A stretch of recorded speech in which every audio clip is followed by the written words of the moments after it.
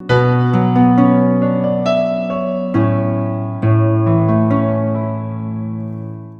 वसन्ति द्विजा देवास्तेभ्यो नित्यं नमाम्यहम्।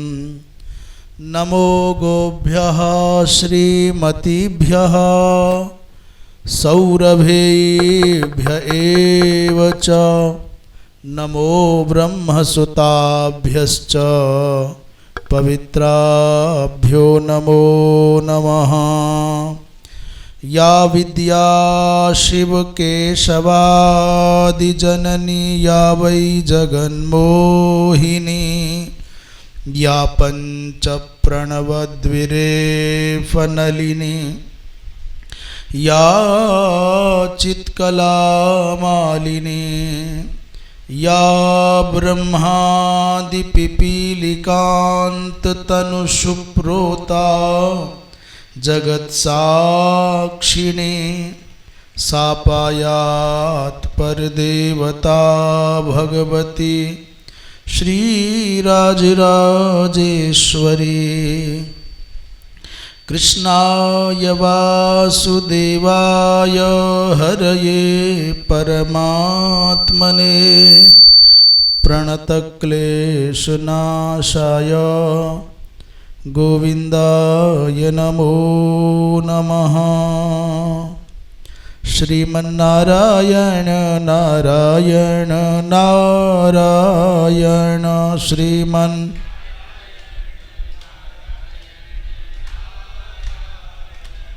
भजमन नारायण नारायण नारायण।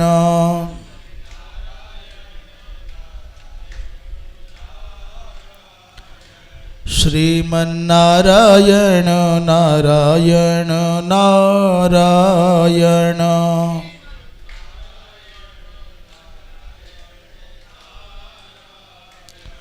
भजमन नारायण नारायण नारायण भजमन।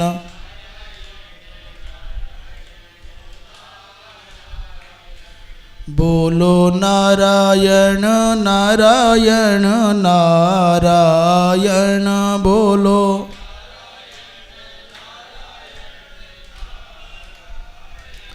गाओ नारायण नारायण नारायण।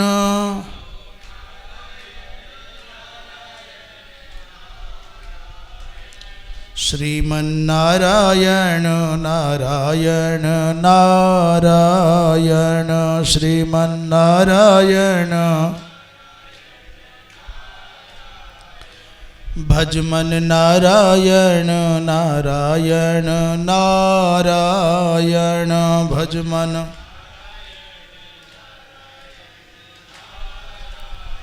बोलिए वृंदावन बिहारी लाल की। धर्म की अधर्म का प्राणियों में विश्व का गोहत्या गौ माता की परम पूज्य धर्म सम्राट स्वामी श्री करपात्री जी महाराज की पूज्यपाद सद्गुरुदेव भगवान की श्री वृंदावन बिहारी लाल की। हर हर। परम श्रद्धे श्री स्वामी जी महाराज तथा सभी संत महानुभाव सुधी श्रोता बंधुओं एवं भक्ति स्वरूपा मातृशक्ति, कल के प्रवचन में जो धर्म व्याध का प्रसंग था, एक बहुत अच्छा सूत्र कहते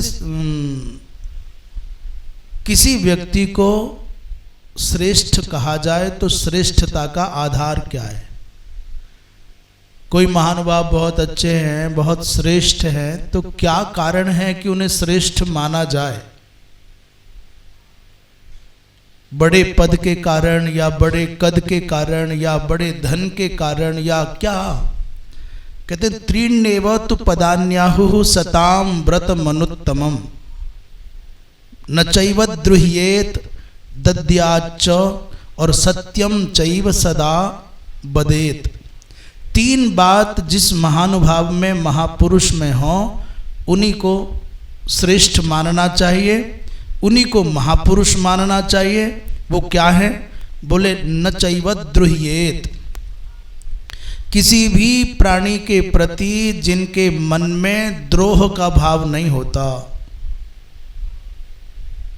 अभी किसी से आप असंतुष्ट हैं, अप्रसन्न हैं, तो कमजोर व्यक्ति निंदा कर लेता है, शक्तिशाली व्यक्ति शारीरिक क्षति पहुंचाता है, और धूर्त व्यक्ति लाइट में आए बिना अपने हिसाब से आपको चोट पहुंचाएगा।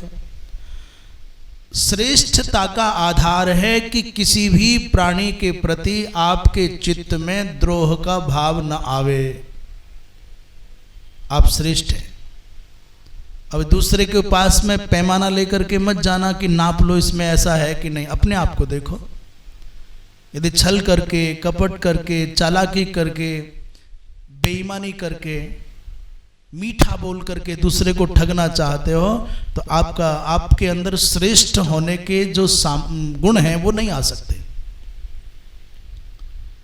दूसरा, दद्याच, जीवन पर्यंत कुछ ना कुछ देने का भाव रहे, लेने का नहीं। आपके मन में लेने की वृत्ति रह गई तो आप बड़े ना हो पाएंगे। आपके चित्त में देने की भावना रहेगी कि मैं कुछ दे सकूं, लेने से बचोगे। महाराज, आवश्यकता होने पर भी ये लग रहा है कि नहीं अत्यंत आवश्यक है, तो भी अपने आप को बचा जाए, बिना उसके काम चल जाएगा, तो क्या करेंगे? स्वभाव ही तो बनाना है। लेने का भी स्वभाव है और देने का भी स्वभाव है। जिसे आदत कहते हैं, जिसे हैबिट कहते हैं, ये वृत्ति तो बनानी है। लेने की भी वृत्ति है और देने की भी वृत्ति है। वृत्ति बन गई, स्वभाव बन गया लेने का, तो मरते मरते भी, मृत्यु के मुख में पड़े पड़े भी हाथ फैला दोगे, दे दो। आदत। और यदि वृत्ति बन गई कि देना है, छोड़ना है, निकालना है, तो मरते मरते भी मृत्यु के मुख में पड़े होगे, अत्यंत संकट में पड़े होगे, स्वयं बहुत भूखे होगे, तो भी आपका मन रहेगा मैं कुछ ना कुछ दे दूं। इसलिए अच्छी आदत बनाइए, बुरी आदत न बन पाए। देने की वृत्ति होगी तो श्रेष्ठता का आधार है, बड़े होने की संभावना है। और सत्यम चैव सदा बदेत, सत्य ही बोले। वृंदावन बिहारी लाल की, बोलिए कृष्ण कन्हैया लाल की। व्यक्ति को सदा सत्य बोलना चाहिए। तो एक तो द्रोह ना करे किसी भी प्राणी के प्रति, जीव मात्र के प्रति द्रोह की बुद्धि ना हो, एक बात। और दूसरी बात, सदा देने का भाव बना रहे। और तीसरी बात, झूठ ना बोले। ऐसा कोई भी व्यक्ति होगा, चाहे अत्यंत सामान्य हो, हमारा दृढ़ विश्वास है एक समय आएगा कि वो कोटि कोटि जनों का मार्गदर्शक हो सकता है, हो जाएगा, महापुरुष बन जाएगा। और यदि हम सनातन धर्म के सिद्धांतों के आधार श्रीमन महाभारत को चित्त में रख करके महर्षि वेदव्यास की वाणी के आधार पर कहें, तो हमारा दृढ़ विश्वास है जिसमें तीनों बातें होंगी, वो इसी जन्म में, इसी भूमंडल पर, इसी शरीर के द्वारा भगवत दर्शन भी प्राप्त कर लेगा। और ये बातें नहीं हुई, द्रोह की बुद्धि ना गई, असत्य भाषण करने की प्रवृत्ति ना गई, और ये लेने की वृत्ति ना गई, तो फिर मनुष्य शरीर भी लौट करके मिलेगा, इसकी कोई गारंटी नहीं है। इसलिए महापुरुष होने का, श्रेष्ठ होने का जो मूल आधार है वो यही है, द्रोह नहीं करे, दान करने की वृत्ति रहे और सत्य भाषण करे। अपने लिए कभी भी सम्मान पाने की वृत्ति न हो और सदा भगवत विधान में आस्था रखे। आस्तिकाः मानहीनाश्च, अहंकार ना करे, सम्मान पाने की लालसा न पाले। और द्विजाति जन पूजकाः, और अपने से श्रेष्ठ जनों का, विद्वत जनों का, ब्राह्मणों का आदर करे, सम्मान करे, पूजन करे। श्रुत वृत्तोपसंपन्नाः, उसके जीवन में स्वाध्याय करने की प्रवृत्ति हो, सदाचार हो, सच्चरित्रता हो, तो संत स्वर्ग निवासी ना ऐसे महापुरुषों को कहा कि उन्हें स्वर्ग जाने की बहुत आवश्यकता नहीं, वो तो जहां रहने लग जाएंगे वही भूमंडल का भाग स्वर्ग जैसा हो जाएगा। बहुत अद्भुत विवेचन श्री वैशंपायन जी महाराज जन्मेजय को कहते हैं। राजन कहते हैं, अंगिरा महर्षि बड़े तपस्वी महात्मा हैं।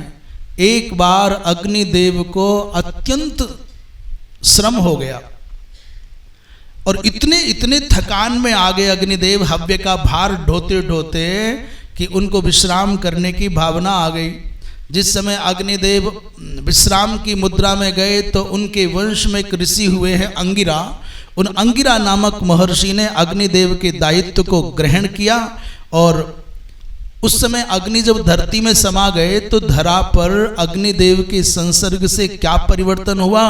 बोले अग्निदेव के रक्तिम तत्व से यहां गंधक की उत्पत्ति हुई।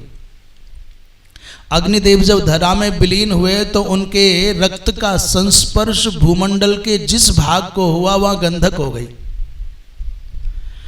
अग्निदेव की अस्थियों का स्पर्श जहां हुआ वहां देवदारू के वृक्ष हो गए और अग्निदेव के कफ का जहां पर स्पर्श हुआ, कफ भाग का, वहां स्फटिक नामक वो चमकता हुआ पत्थर बन गया और जहां पित्त का स्पर्श हुआ मरकत मणियों का प्रादुर्भाव हो गया और यकृत से लोहा बना, नखों से मेघ बने।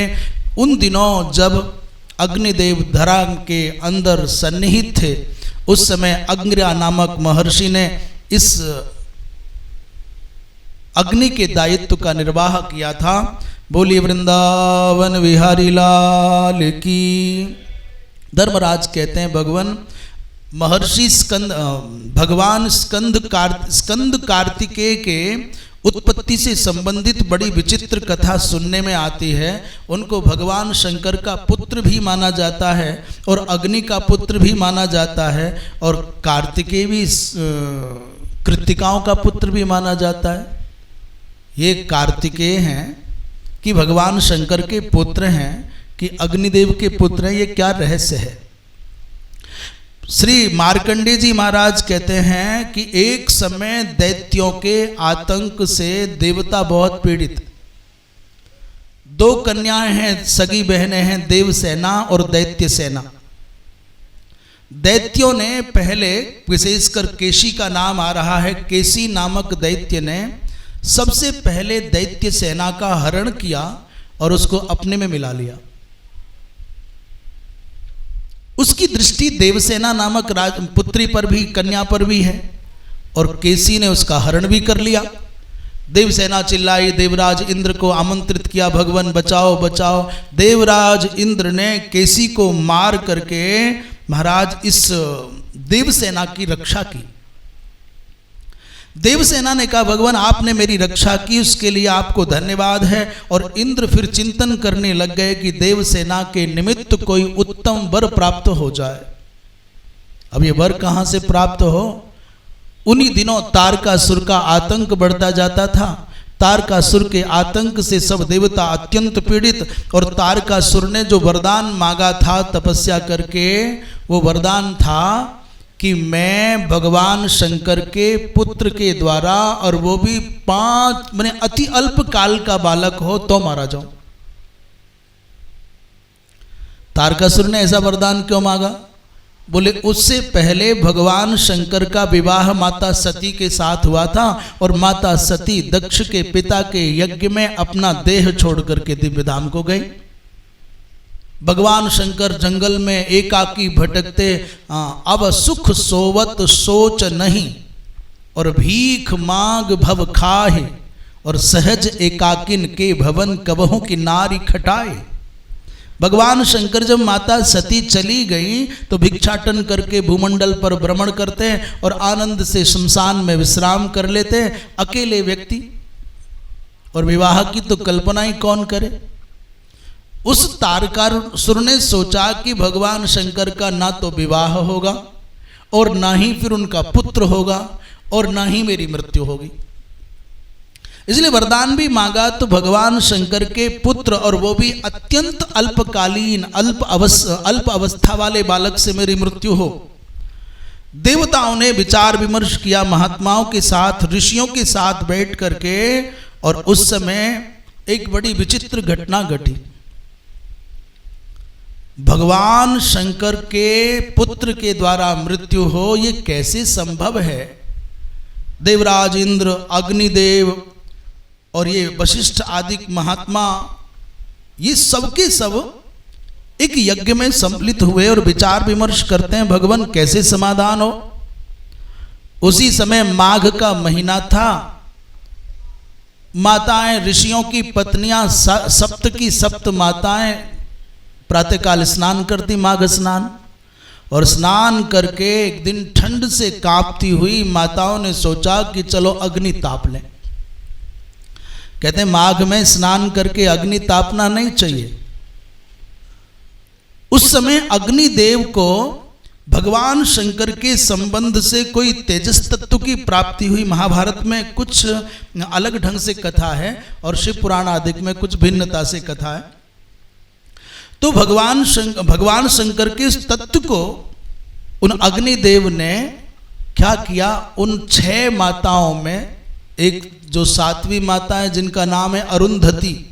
अरुंधति विलक्षण हैं, बड़ी तपस्विनी हैं, बड़ी साध्वी हैं, इसलिए अग्निदेव का बस वहां तो चला नहीं। उन 6 शेष माताओं में अग्निदेव ने स्पर्श के माध्यम से, अपनी ऊर्जा ऊष्मा के माध्यम से उस तेजस तत्व की स्थापना कर दी। पर इसमें भी बड़ा विचित्र रहस्य है। दक्ष की पुत्री स्वाहा ने क्या किया, उन सप्त ऋषियों की पत्नियों का अलग अलग रूप बनाया तो सबका रूप बना सकी, परंतु अरुंधति का रूप न बना पाई। इसलिए यद्यपि वो है स्वाहा का, स्वाहा अग्निदेव की भार्या है, परंतु अपराध जो सामाजिक दृष्टि से माना गया वो ये माना गया कि वो माताएं सप्त ऋषियों की पत्नियां थीं। इस भ्रम में आकर के उन सप्त ऋषियों ने अपनी अपनी श्रीमतियों को उपेक्षित कर दिया। चूंकि इन 6 माताओं के द्वारा इस बालक तेजस तत्व का संरक्षण हुआ, संपोषण हुआ, उसी के कारण उस बालक के 6 मुख हो गए। इसलिए स्कंद जी महाराज को षण्मुख कहा जाता है, 6 मुख वाला। और चूंकि अरुंधति माता पर अग्निदेव का प्रभाव नहीं पड़ा, इसलिए जब कभी ऋषियों की पूजा होती है उसमें ऋषि पत्नियों के नाम पर अकेली माता अरुंधति आती है। अरुंधति सहितेभ्यः ऐसा कहा जाता है। सप्तर्षियों की पूजा में केवल माता अरुंधति का प्रकरण है, बाकी किसी माता का नहीं है। दिव्य रूपम अरुंधत्याः कर्तुम न शकितं तया। वो स्वाहा माने दक्ष की पुत्री जिसका अग्निदेव के साथ में विवाह हुआ, उसने शेष 6 ऋषियों की पत्नियों का स्वरूप तो धारण कर लिया, पर अरुंधति माता का न कर पाई। तस्या तपः प्रभावेण भर्तृशुश्रूषणेन च। उस माता अरुंधति की तपस्या का ऐसा दिव्य प्रभाव और अपने पतिदेव की सेवा के कारण ऐसी अद्भुत सामर्थ्य कि स्कंद जो स्वधा है, जो स्वाहा है, वो अरुंधति का रूप न बना पाई। उस स्कंद के दिव्य तेज के सम्मुख सूर्य की प्रभा मंद हो गई। महाराज स्वाहा विविध रूपों को धारण करके ही एक बार को कहा जाता है कि वास्तव में स्कंद की माता स्वाहा है, और अग्निदेव उनके पिता इस संबंध से माना जाता है। यद्यपि विश्वामित्र जी महाराज ने और स्वाहा ने उन ऋषियों को सैकड़ों बार तर्क देकर के, प्रमाण देकर के समझाया कि इसमें इन माताओं का कोई अपराध नहीं है, पर लोकापवाद और अपयश के भय से ऋषियों ने सहजतया स्वीकार नहीं किया। इस बालक का जब जन्म हुआ तो विश्वामित्र जी महाराज ने स्कंद के सभी संस्कार संपन्न किए हैं। मंगलानी च सर्वाणी कौमाराणी त्रयोदश। और जात कर्मादिकास्तस्य क्रियाश्चक्रे महामुनि। महामुनि माने विश्वामित्र। विश्वामित्र जी महाराज ने स्कंद भगवान के जात कर्मादिक संस्कार संपन्न हुए। शिव पुराण में प्रसंग आता है, भिन्नतया इस बालक का 6 कृत्तिकाओं ने पालन किया है, इसलिए इनका नाम कार्तिकेय आदि पड़ा है, वो अलग विषय है। कहते हैं जब स्कंद जी महाराज इतने प्रभावशाली हैं बाल्यकाल में कि देवराज इंद्र इन पर आक्रमण करने आए तो देवराज इंद्र स्कंद के सामने टिक न पाए, पराजित होकर के गए। अंत में सब देवताओं ने, महात्माओं ने स्कंद जी महाराज के प्रभुत्व को, सामर्थ्य को देखा तो इनको इंद्र के पद पर अभिषिक्त करने का मानस बना लिया। देवराज इंद्र ने स्वयं प्रस्ताव रखा, भगवान आप इंद्र के पद पर, स्वर्ग के राजा के पद पर बैठ जाएं।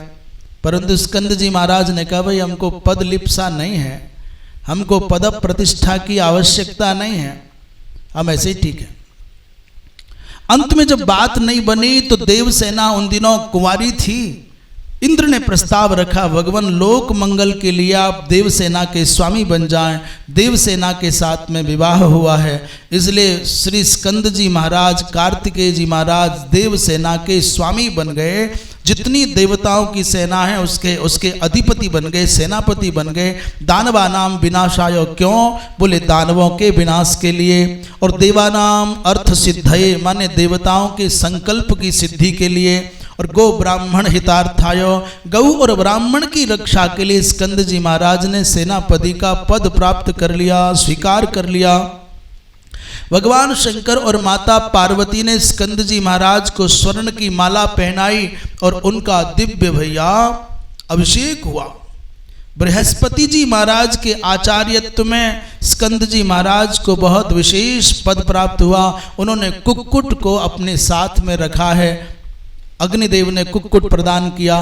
स्कंद माता ने कहा, स्कंद की माता स्वाहा ने कहा, भगवान संसार आपकी सन्निधि में आकर के संतुष्ट हो गया, आपकी शरण में जो आया है उसको अभीष्ट मनोरथों की पूर्ति हो गई।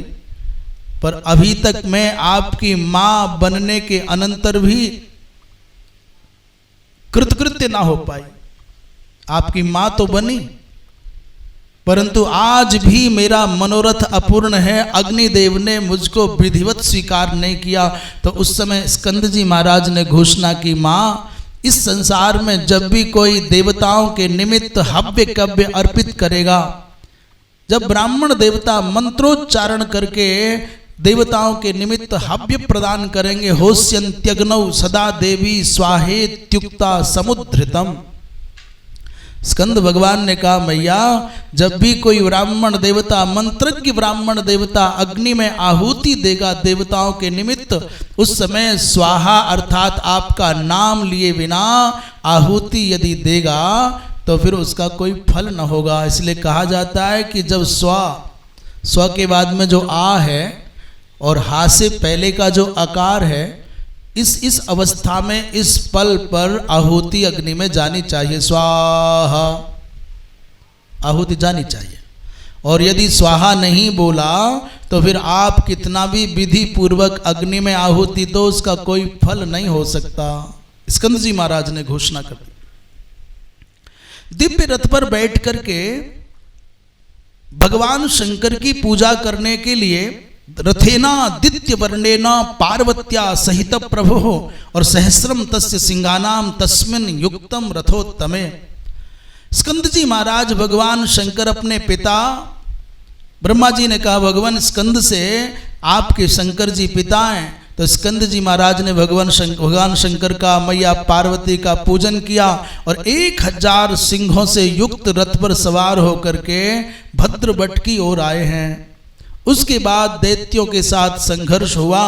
एक महिषासुर नाम का दैत्य था जिसने भगवान शंकर के रथ को पकड़ लिया। अभिद्रुत्य च जग्राह रुद्रस्य रथकुबरम, परंतु उस दुष्ट को, महिषासुर को स्कंद भगवान ने एक ही पल में देवताओं के देखते देखते मार डाला। जितने भी देव विरोधी, जितने भी विप्र विरोधी, गौ विरोधी, धर्म विरोधी दैत्य थे, सबका अंत श्री स्कंद जी महाराज के द्वारा हुआ है। बोलिए स्कंद जी महाराज की। स्कंद जी महाराज को ब्रह्मण्य कहा जाता है, ब्राह्मणों के समादर करता है।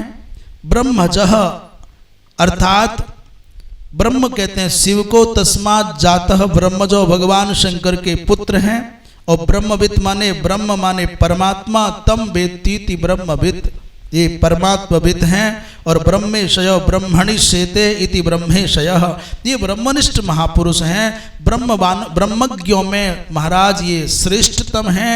ब्रह्म प्रिय, ब्रह्म अर्थात ब्राह्मणा त एव प्रिया यस्य, ये ब्राह्मणों से प्रेम करने वाले हैं और वेदज्ञ ब्राह्मणों के जैसे नियमों का आचरण करने वाले हैं। ये ब्रह्मज्ञ भी हैं। और ब्राह्मणा नाम नेताप्यस्ति, ब्राह्मणों को सन्मार्ग पर लगाने वाले भी हैं। वृंदावन विहारी लाल की।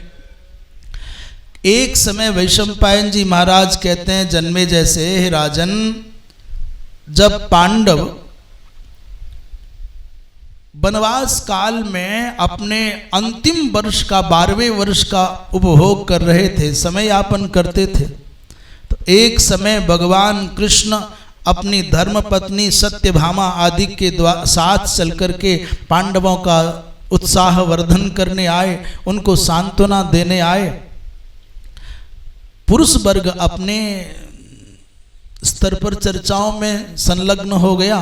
माता सत्यभामा एकांत पाकर के द्रौपदी के पास बैठ गई और माता द्रौपदी से उन्होंने एक प्रश्न किया, देवी तुम्हारे 5 पति हैं, इनको कैसे अपने अनुकूल रख पाती हो? तुम्हारे पास कोई मंत्र है, कोई तंत्र है, कोई जादू है, कोई टोना है?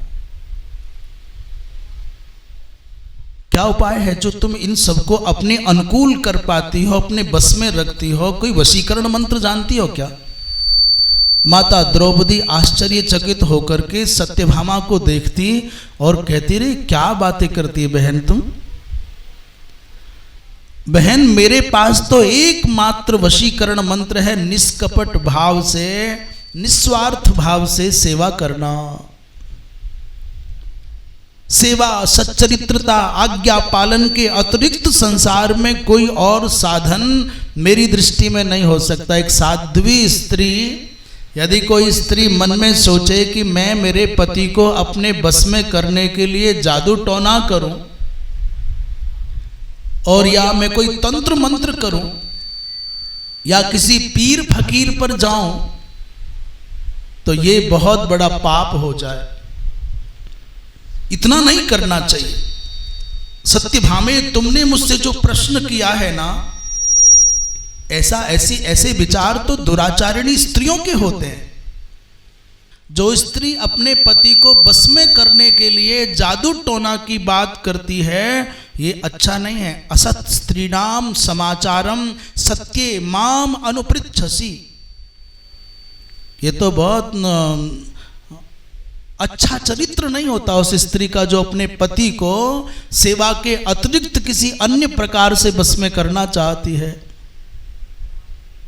महाराज कहां तक बताएं, जो माताएं प्राय ऐसे कामों में पड़ जाती हैं ना, उनको उनके अपने घर की शांति, अपने घर की समृद्धि, अपना सुख, अपना स्वास्थ्य, अपना सदाचार, अपना समन्वय सब नष्ट हो जाता है। वो घर रूपी अपने उपवन को अपने ही द्वारा आग लगा करके उजाड़ लेती हैं। कलह, कलंक, क्लेश, कुटिलता। कुछ लोग तो ऐसे धूर्त होते हैं कि उस मंत्र तंत्र भस्म आदि के नाम पर कोई जहरीली दवाएं खिला देते हैं,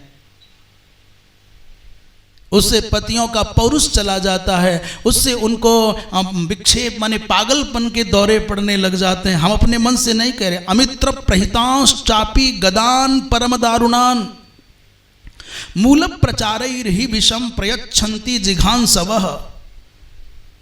भगवान महाभारत इतना जागरूक करता है, वो कहता है ऐसा करने की बात तुम्हारे मन में आई तो ये अनुचित, अनैतिक और अनर्थ है, ये पाप है। ऐसे लोगों के पास आप चले गए, भस्म के नाम पर, किसी औषधि के नाम पर, किसी उपचार के नाम पर कुछ दिया, तो अमित्र प्रहितांश चापी, वो लोग ऐसे दूषित पदार्थ, उल्टे सीधे औषधियां और विष आदि नशीले पदार्थ पतियों को खिलाने के लिए देते हैं, जिसके द्वारा असाध्य रोग हो जाते हैं। गदान परम दारुणान, गद कहते हैं औषधि को, ऐसी दारुण औषधियां दे दें, ऐसी भस्म आदि दे दें तो मूल प्रचारैर ही विषम, और कदाचित कभी कभी तो मंद मंद जो धीमी गति का जहर होता है वो भी दे दिया जाता है। प्रयच्छन्ति जिघांसव, क्यों करते हैं ऐसा? बोले वो मर जाएगा, ये अकेली हो जाएगी, इसकी संपत्ति हम हड़प लेंगे, इसका घर उजड़ जाएगा, ये फिर हमारी मुट्ठी में हो जाएगी। इसलिए कभी भी भली माताओं को इन नीच लोगों के यहाँ जाना ही नहीं चाहिए। कभी कभी मरता नहीं, परंतु वो नपुंसक हो जाए, अंधा हो जाए, गूंगा हो जाए, अपंग हो जाए, विक्षिप्त हो जाए। हे सत्यभामे, मैं तो सेवकों के रहने पर भी, मैया कहती है, द्रौपदी कहती है कि सेवक हैं, सेवकों के रहने पर भी मैं कभी भी अपने पतियों के भोजन के समय अनुपस्थित नहीं रहती। हजारों हजारों सेवक होने पर भी मैं स्वयं अपने हाथ से परोस करके भोजन कराती हूँ। उनको भोजन कराए बिना कभी भोजन नहीं करती। कर्म करेसु सत्सु आपी, स्नान की व्यवस्था मेरे हाथ में, उनके शयन से पूर्व कभी मैं शयन नहीं करती। ना भुक्त बती और ना स्नाते ना संविष्टेच भरतरी। बहन सत्यभामे, आपने ऐसा जो विचार मेरे सामने रखा उससे मन को बड़ा क्लेश हुआ। आपके मन में ऐसा क्यों आया? कभी उनको भोजन कराए बिना मैं भोजन नहीं करती। अभ्युत्थायाभिनंदामि आसने नोदके न च, और जब कभी वो थके हारे बाहर से आते हैं, मैं उठ करके खड़ी होकर के अभिवादन करती हूँ और शीतल जल दे करके उनको आसन दे करके संतोष प्रदान करती हूँ। मीठा बोल करके उनके ताप को, श्रम को, अभी घर में कोई बाहर से व्यक्ति आए, उलझा हुआ, परेशान, पीड़ित, थका हुआ, लोगों से उलझ करके आ रहा है और ये सोच करके घर में आता है कि शांति मिलेगी, विश्राम मिलेगा, कुछ खाऊंगा पीऊंगा, बच्चों को देखूंगा, श्रीमती का मुख देखूंगा, मन प्रसन्न हो जाएगा। और बाहर जितनी आग में जल करके आया था, घर में आते ही सूर्यमुखी का दर्शन हो जाए, मैया चंडी का रूप धारण किए तैयार बैठी हो, तो बिल बिलाता है, वह कहाँ जाऊं, बाहर जाऊं तो आग, अंदर आऊं तो आग, तो फिर वो कहता मर जाऊं, कहाँ जाऊं। बात कितनी सच है तो गृहस्थी जाने पर यही लोग अनुभव से बताते हैं कि शुरू शुरू में तो मैया जितनी ब्याह होके आता है तो सब चंद्रमुखी लगती हैं। शुरू शुरू में सबको चंद्रमुखी लगती हैं और थोड़े दिन बाद जब नोक झोंक शुरू होती तो सूरजमुखी हो जाती है। सूरज जैसे दिन में जलाता है, तपाता है, बस वैसे ही। और थोड़े दिन बाद बोले ज्वालामुखी हो जाती है।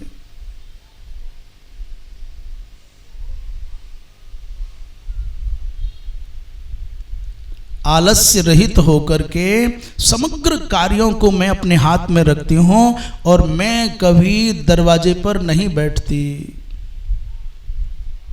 प्रायः माताओं को, बहनों को, बेटियों को कभी भी अपने दरवाजे पर नहीं बैठना चाहिए, देहली पर नहीं बैठना चाहिए, दरवाजे के बाहर कुर्सी डाल करके नहीं बैठना चाहिए। कभी भी पर पुरुषों से मैं हंस करके बात नहीं करती और अकेली घूमने नहीं जाती। सत्य पूछो तो बहन, स्त्री का शाश्वत धर्म यही है कि वो अपने पति के परायण हो जाए, और जो अपने पति के परायण नहीं है फिर भैया उसके लिए कहीं दूसरे नरक की आवश्यकता नहीं, यहीं जीते जी नरक है। पत्याश्रयो हि मे धर्मो मत स्त्रीणाम सनातनः। देवी, मैं इंद्रप्रस्थ में जब मैं वहां राजमहल में थी, 8,000 विशेष विप्रों को स्वर्ण की थाली में भोजन कराती थी। 10,000 ऊर्ध्वरेता यति आवास पर आते और स्वर्ण पात्रों में नित्य प्रसाद पाते थे, और 88,000 स्नातक गृहस्थ वर्ण पोषण नित्य पाते थे। 1,00,000 दासियां थी मेरे पास। और माता द्रौपदी कहती है कि मुझे 1,00,000 दासियों के नाम, काम, स्वभाव ये सब पता था। आय व्यय का लेखा जोखा मेरे हाथ में। तासाम नाम च रूपं च भोजनाच्छादनानि च। सर्वासामेव वेदाहं कर्म चैव कृता कृतम। महाराज मैया कहती है द्रौपदी मुझको सबके नाम, सबके रूप, सबके काम, क्या किया क्या नहीं किया, सबका हिसाब रहता था मेरे पास। एकाहम वेदमि कल्याणी आयन च व्ययमेव च, मैं इन सब का ये समग्र व्यवस्था अपने हाथ में रखती, आय व्यय का लेखा जोखा मेरे पास था। इसलिए देवी हाथ जोड़ करके कहती हूं कभी मत पूछना वशीकरण मंत्र क्या है। सबसे बड़ा वशीकरण मंत्र मनुष्य मात्र के पास में हो सकता है। कोई चाहे तो श्री तुलसी बाबा ने वशीकरण मंत्र बताया। क्या बोले? वशीकरण एक मंत्र है, तज दे वचन कठोर। कड़वा बोलना छोड़ दोगे तो आपसे सब प्रेम करने लग जाएंगे। तुलसी मीठे वचन ते सुख उपजत चहुं ओर। मीठा बोलोगे तो चारों नहीं 10 दिशाओं से सुख की वर्षा होगी। और वशीकरण एक मंत्र है, तज दे वचन कठोर। एक कड़वा बोलने वाला, कठोर बोलने वाला, दूसरों के दिल को दुखाने वाली बात बोलने वाला ना तो कभी स्वयं प्रसन्न रह पाएगा और ना कभी वातावरण में प्रसन्नता बढ़ा पाएगा। वो स्वयं में समस्या है और दूसरों को भी समस्या ही बढ़ा के देगा। एतत् जानाम्यहं कर्तुम भर्तृ संबननम महत्। मैया कहती है मैं ये जानती हूं अपने पतियों को संबनन माने वशीकरण में करने का मंत्र। क्या? सेवा करो। अच्छा, सेवा के द्वारा व्यक्ति अपने स्वामी का स्वामी हो जाता है। बिना शर्त बिना स्वार्थ के निष्कपट सेवा करने वाला जो भी व्यक्ति है वो अपने स्वामी का स्वामी बन जाता है। एक पराये घर की बेटी घर में बहू बन करके आती है और अपने सद्व्यवहार से, अपने सत आचार से, अपनी सत सेवा से, अपने मधुर भाषण से पूरे के पूरे घर की मालकिन हो जाती है। तो घर के बड़े बूढ़े भी कहते हैं बहू वो कहाँ रखा है, जरा बहू ये देना, अरे बहू वो करना। अपनी मीठी वाणी से, अच्छे व्यवहार से, अपनी सेवा से, अपने समर्पण से एक पराये घर से आकर के बेटी अपने इस घर की मालकिन बन जाती है। और हर कोई पूछ करके लेता है कहाँ है बेटा, लेना है, ला जरा देना तो। और तुम चाहो कि करना कुछ ना पड़े, मालिक बन जाओ तो भैया बने रहो, कौन पूछेगा, तो गालियां खाओगे। नित्य कालमहम सत्ये एतत् संबननम मम प्रथमम प्रतिबुद्धामि चरमम संविशामि च। वो कहती है द्रौपदी की सबसे पहला मेरा नियम है कि प्रथमम प्रतिबुद्धामि माने अपने पतियों से पहले जगती हूँ और पतियों के सो जाने के बाद में सोती हूँ। ये मेरा वशीकरण मंत्र है। और अब क्या होता है? बोले तुम्हें सोना हो तो सो, खाना है तो खाओ, और फ्रिज में धरा हुआ है उठा करके निकाल करके खा लेना, मैंने खा लिया है। मेरा सर दर्द ना करो भाई, अपने आप करो जो कुछ करना है। वृंदावन बिहारी लाल की। पांडवों के इस प्रकार के जीवन को ये पांडव इतना हजारों लोगों को भोजन करके करा करके और वन में भी खूब आनंद से रह रहे हैं, और ऊपर से अर्जुन सफल होकर के आ गया है। द्वैत वन में पांडव संतों की सेवा करते हैं, तपस्या करते हैं, सत्संग करते हैं। इस समाचार को किसी पथिक ब्राह्मण ने जाकर के हस्तिनापुर में धृतराष्ट्र को बता दिया। पांडवों की दिनचर्या के विषय में जब समाचार सुना, उनकी पवित्रता, उनका संयम, उनकी शक्ति, उनकी विनम्रता, संतों का निरंतर अनुराग और आगमन, तो धृतराष्ट्र के मन में आग जल रही है। वो मन में सोचता कि अब क्या करें।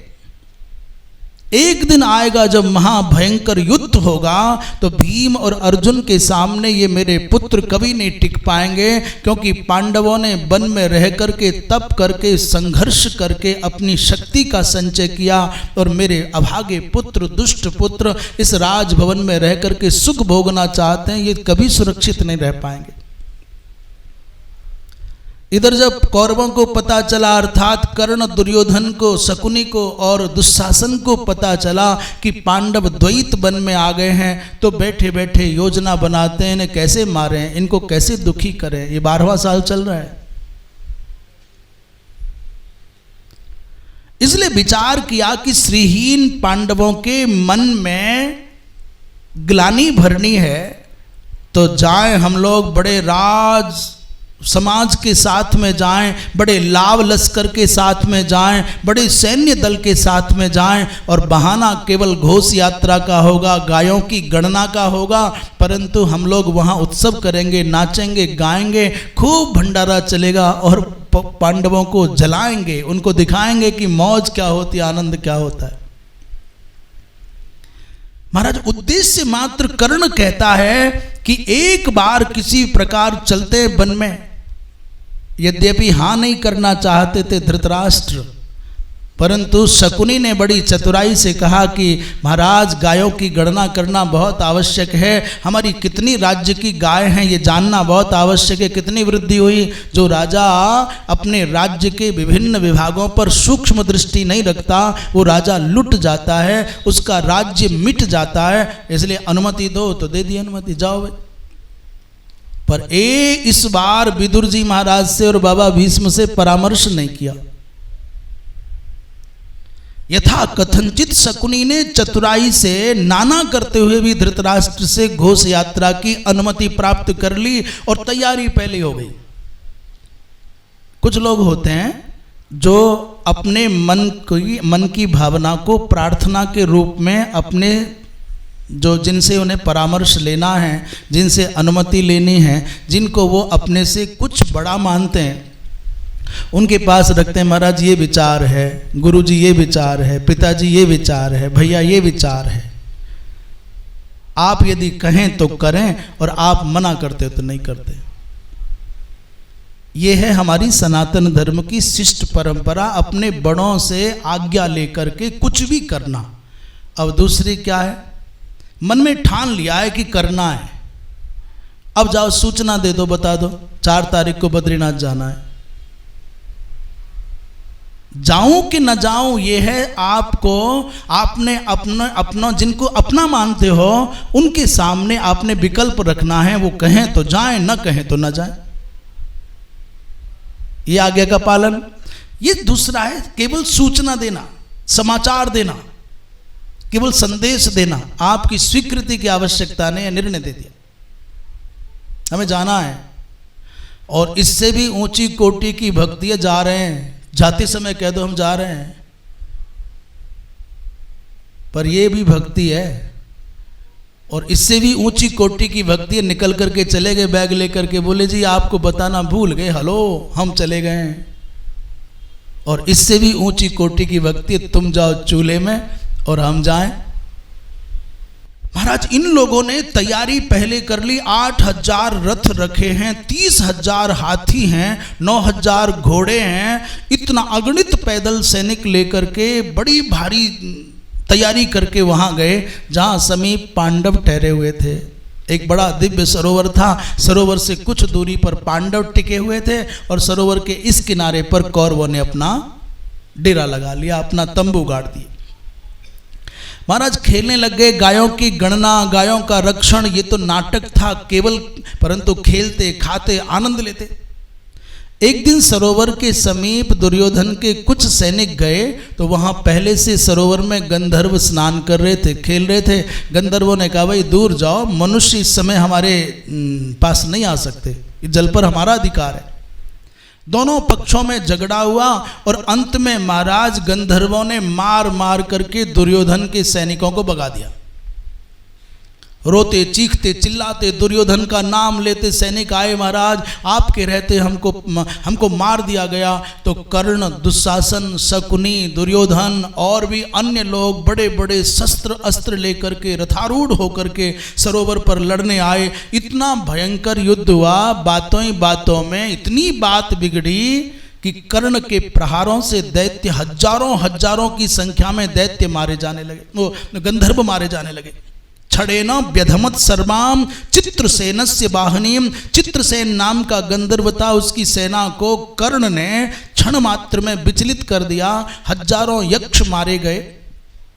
कौरव बड़े प्रसन्न हो रहे, कर्ण हमारे साथ में, अब क्या डरना है।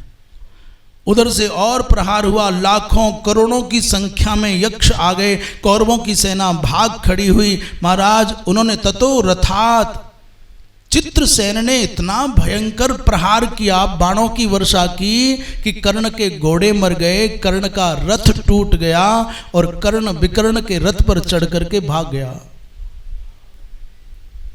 मैं फिर कहता हूं, आज फिर कर्ण भागा है।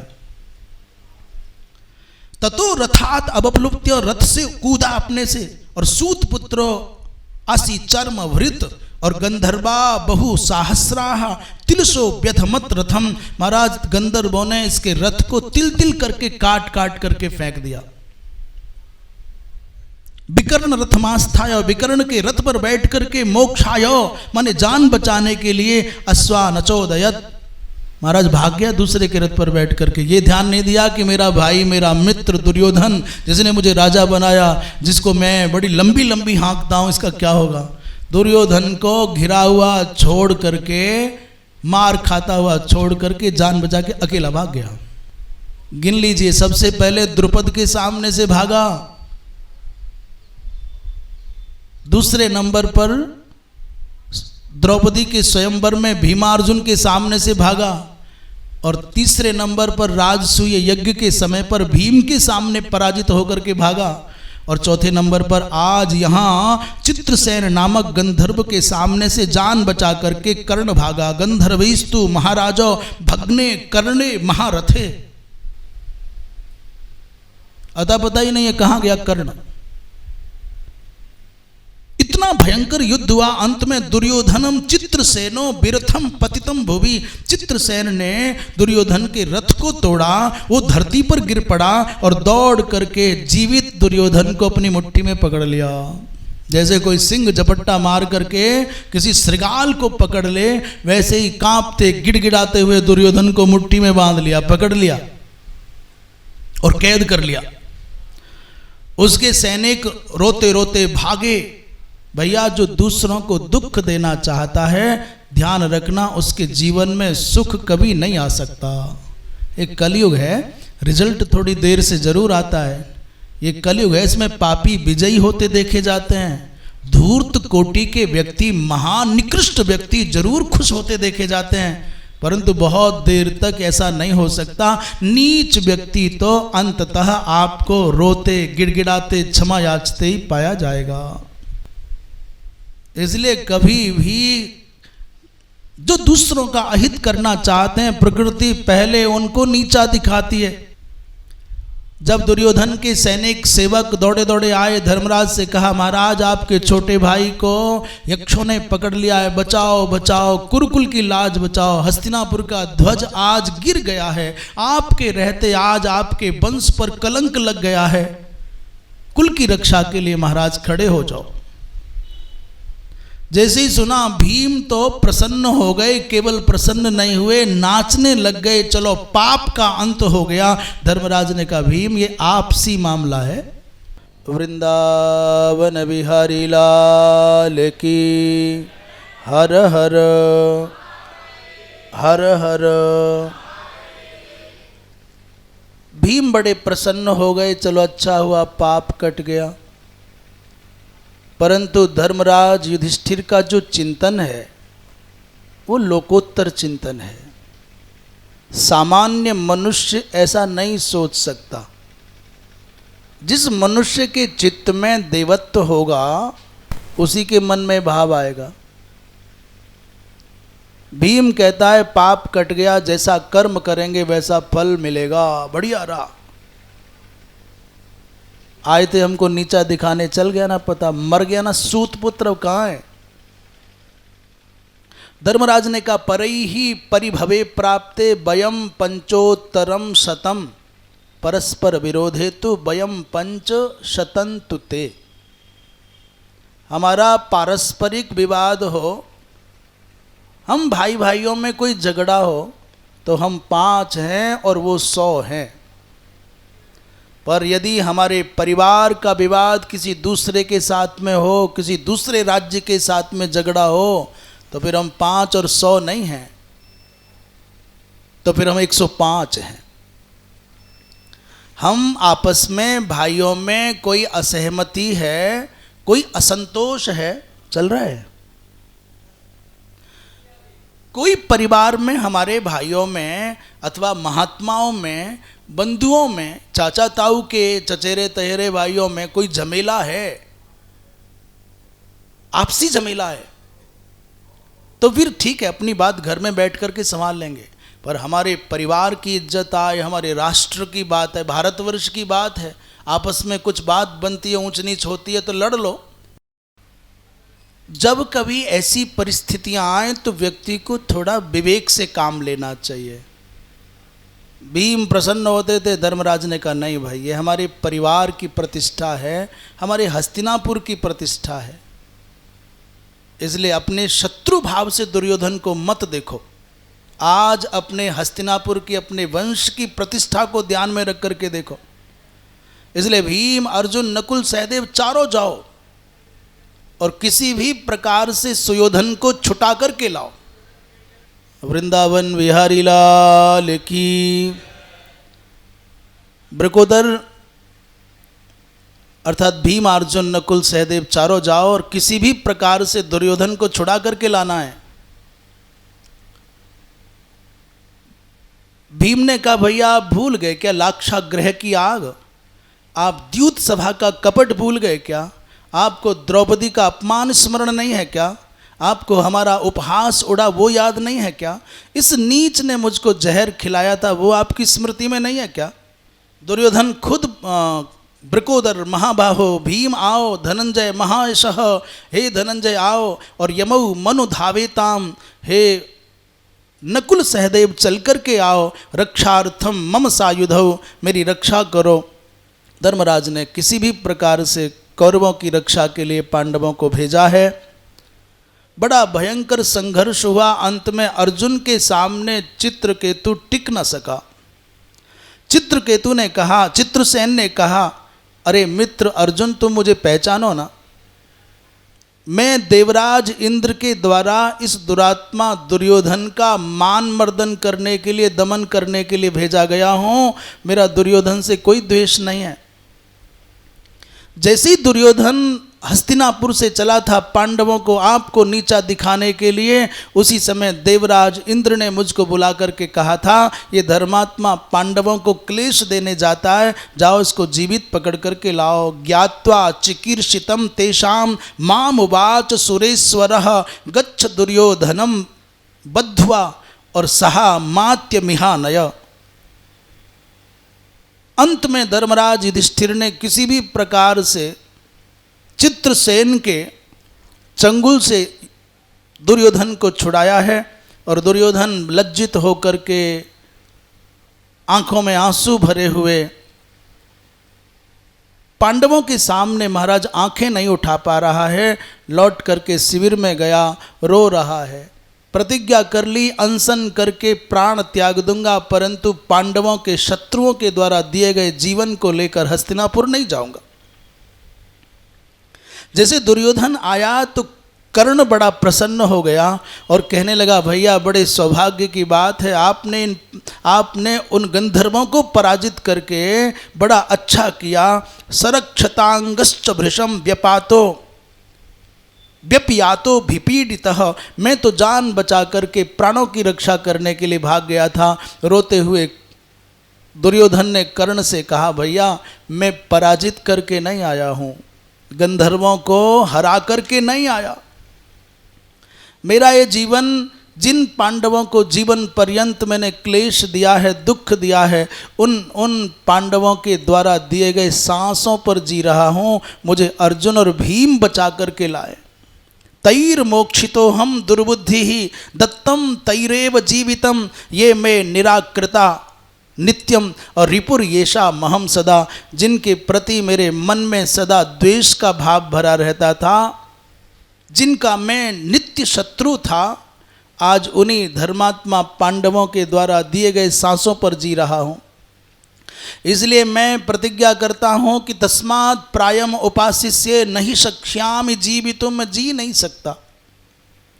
किसी भी प्रकार से कर्ण, अब तुम जाओ और दुशासन को हस्तिनापुर का राजा बनाओ, इसका रक्षण करना।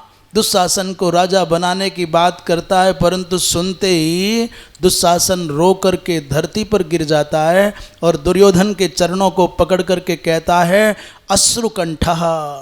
महाराज इतना रोता है कि उसका कंठ तक आर्द्र हो जाता है, सुदुखार्तः, अत्यंत दुख से पीड़ित हो जाता है। प्रांजलि प्रणिपत्य च, हाथ जोड़ करके चरणों में गिर जाता है और कहता है विदीर्येत सकला भूमि, भले ये धरती फट जाए, और द्यौस चापी शकली भवेद, भले ही आकाश मंडल टुकड़े टुकड़े होकर के बिखर जाए, और भले ही सूर्य चंद्र अपने विपरीत धर्मी हो जाए, चंद्रमा उष्ण हो जाए, सूर्य शीतल हो जाए, परंतु मैं आपके बिना कभी भी हस्तिनापुर की गद्दी पर बैठने की भावना नहीं रखता। नीच व्यक्ति में भी दया होती है, दुष्ट में भी दया होती है, और शिष्ट में भी दया होती है। ऐसा नहीं कि नीच व्यक्ति को कभी करुणा नहीं आती, कभी रोना नहीं आता, नीच भी रोता है, पर दुष्ट व्यक्ति केवल रोता है अपने लिए और अपनों के लिए, और शिष्ट व्यक्ति को दया आती है सारे जगत के प्राणियों के लिए। जो रो सके, जो दया कर सके, वो शिष्ट होगा। अन्यथा ये दुर्योधन अथवा दुशासन जिस समय रोती बिलखती हुई द्रौपदी को देखते थे, तब इनकी आंखों के आंसू कहाँ सूख गए थे, तब इनके हृदय की करुणा कहाँ मर गई थी, कहाँ इनके हृदय की दया मर गई थी। परंतु जब अपने पर बीतती है तो निकृष्ट व्यक्ति भी आंसू गिराता है, दुष्ट व्यक्ति भी आंसू गिराता है, और शिष्ट व्यक्ति तो वो है जो दूसरों को पीड़ित कर ही न सके, पीड़ित होते हुए देखे तो करुणा से भर जाए।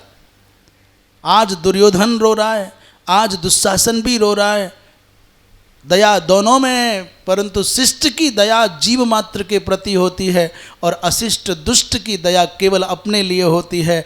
उसने महाराज दुर्योधन ने तो कुशा का आसन भी बिछा लिया।